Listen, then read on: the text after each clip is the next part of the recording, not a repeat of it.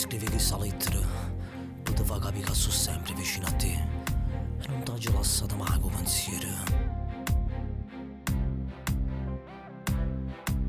Stasera voglio scrivere per te un pensiero che ti fa sapere che e fa conto che io sto vicino a te ti fa vivere la speranza che non c'è che sta per un pentito sbagliato per colpa una storia che non è da noi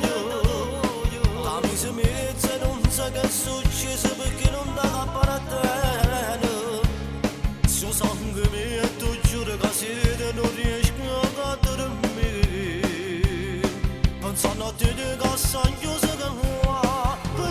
pentito sta vita fatta a pezzi che sto caro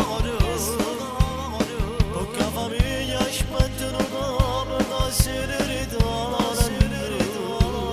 mi pianto a te come voglio non manco perché che immaginavo che tu stai a libertà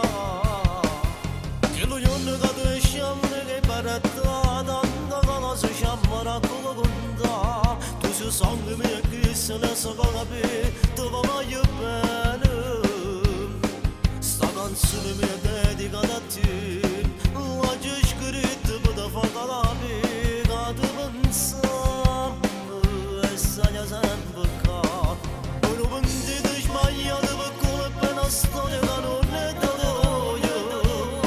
la mise mezza e non sa che è successo perché non dà cappare a te se sangue mio tu giuro che siete non riesco a dormire pensando a te che sono chiuso che va per un pentito sta vita fatta a pezzi che sto caro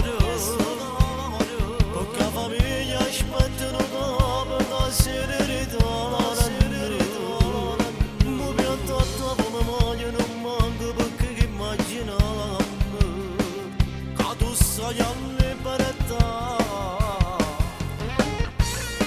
non ti preoccupare quando avessi tutte cose possono cambiare che lui che tu esci a libertà